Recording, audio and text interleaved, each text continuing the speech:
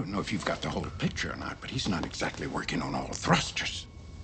Star Trek IV The Voyage Home, or the one with the whales as some people refer to it as, was released in November 1986 over Thanksgiving weekend and proved to be a big hit at the box office.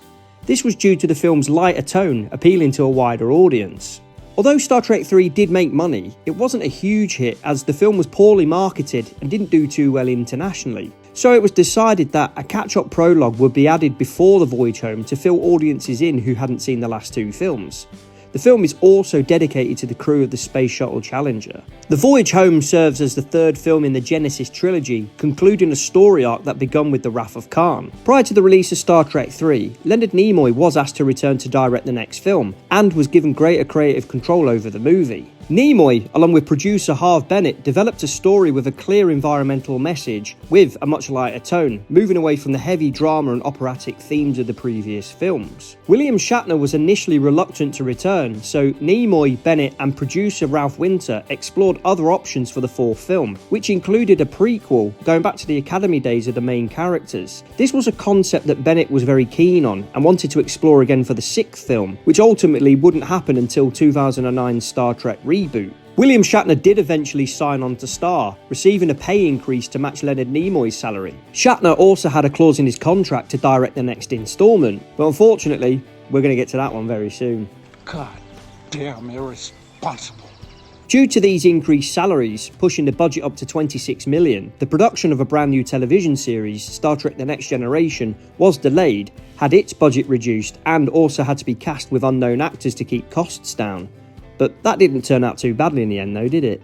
A screenplay was written by Steve Mearson and Peter Crykes, which also centred around a college professor with an interest in whales and believes in aliens, and this was to be played by Star Trek fan Eddie Murphy. Murphy was a rising star at the time who had hits with 48 Hours, Trading Places and of course Beverly Hills Cop. The idea of having a star like Murphy in the film was attractive to Nimoy and Bennett, as Murphy would no doubt attract non-Star Trek fans to the film. However, Murphy himself didn't like the role that was written for him, and it was proving difficult to give him enough screen time against the main cast. So Murphy turned down the role, going on to star in The Golden Child instead, with his character then being reworked into Gillian, the whale expert. Paramount were also not happy with the script, so looked to bring in somebody who knew the franchise and the characters, a man that helped to start off the Genesis trilogy, Nicholas Meyer. Meyer had turned down the offer to direct The Search for Spock, but was happy to jump back on board to help rewrite the script for The Voyage Home, seeing parallels with one of his own films, Time After Time, a fish out of water time travel story also set in San Francisco.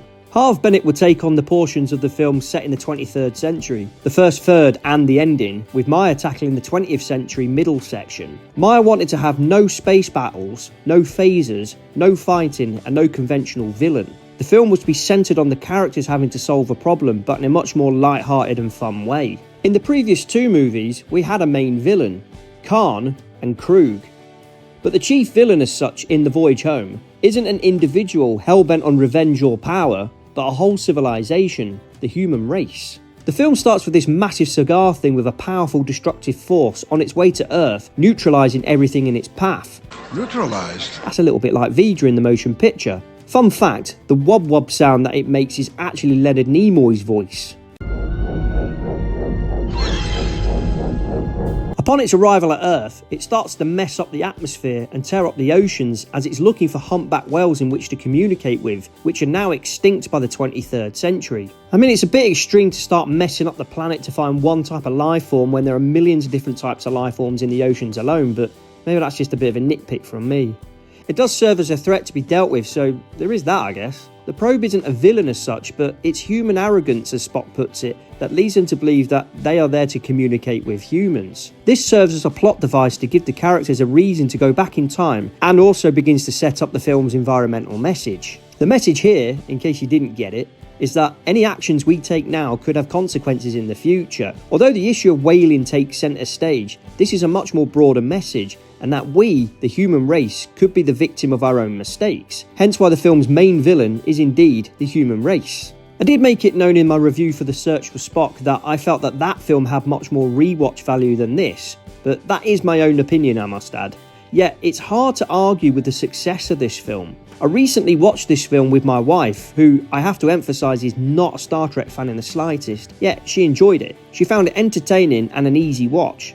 This is a key example of the film's wider appeal. The film ties up loose ends from the previous film, with the former crew of the Starship Enterprise now exiled on Vulcan with their captured bird of prey, which they aptly named the HMS Bounty. They all agreed to return to Earth to face trial for their actions in the search for Spock, with Kirk also being a wanted man in the Klingon Empire, being labelled a renegade. However, all is not right on Earth, with the giant cigar wreaking havoc. Spock, the clever clogs that he is able to decipher the alien signal, realising that they are trying to communicate with a now extinct species, humpback whales. So, they have to go back in time, get some whales, bring them back to the 23rd century so that they can tell the probe what to go do with itself, as McCoy puts it.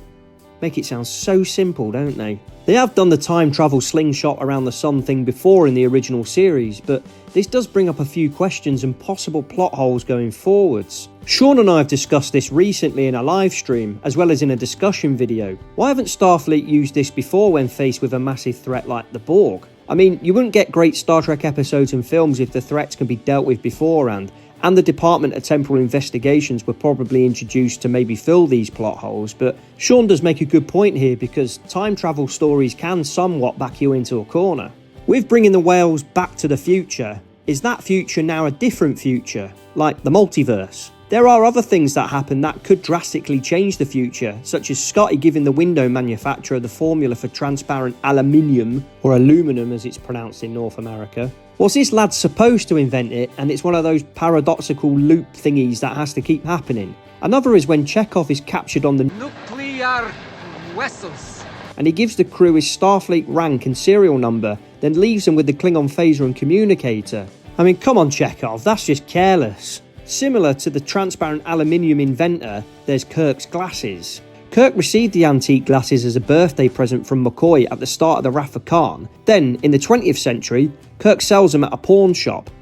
This then opens up a loop that the same glasses will again be obtained by McCoy in the 23rd century, given to Kirk, who will then go back to 1986, sell them to the pawn shop fella, and the loop carries on in an endless, never-changing, headache-inducing... It's actually quite a fun little moment that Meyer has cleverly added in here. I can dissect the time travel stuff for hours, but to be honest, I haven't really got the headspace. I really do enjoy the fish out of water moments in this film, with Spock being somewhat perplexed by the way people in the 20th century speak, with colourful metaphors as he puts it. It was rare to hear anyone in Star Trek swear, well, until New Trek, but I'm not going to go there. Sheer hubris. Having Kirk and Spock say some soft swear words is actually really funny. Spock, where the hell's the power you promised me? One damn minute, Admiral. Spock, a genius of sorts, just cannot grasp how to swear properly, misunderstanding the meaning and the context. Are you sure it isn't time for a colourful metaphor? Now he's been resurrected, he starts the film out with getting to grips with who he is and getting back to his former self. He shows progression during the course of the film, but early on, the computer on Vulcan asks him, "How do you feel?" This is a question that somewhat confuses Spock. The computer knows that he is half human, but he is unable to open up to that part of who he is just yet. During the course of the film, Spock learns to balance both his logical Vulcan side and his human side by making guesses and assumptions based on logic, truly balancing the conflicting sides of who he is. All of the characters are utilised excellently in this film, as they split up into teams to help solve their issues. Kirk and Spock go in search for whales, which leads them in the path of Jillian. Scotty, McCoy and Sulu have to build a whale tank in the Bird of Prey cargo bay, and Uhura and Chekhov have to retrieve some nuclear particles to power the dilithium chamber so that they can get back to the future. Actually, speaking of Back to the Future, which came out a year before this film, Christopher Lloyd played Doc Brown, who invents a time machine out of a DeLorean. Christopher Lloyd also played Commander Krug in The Search for Spock, and the Enterprise crew uses his Bird of Prey as a time machine. The cosmic ballet goes on. Does anyone want to switch seats? My favourite part of the film is the scene in the plastics factory when Scotty tries to speak to the computer. Computer?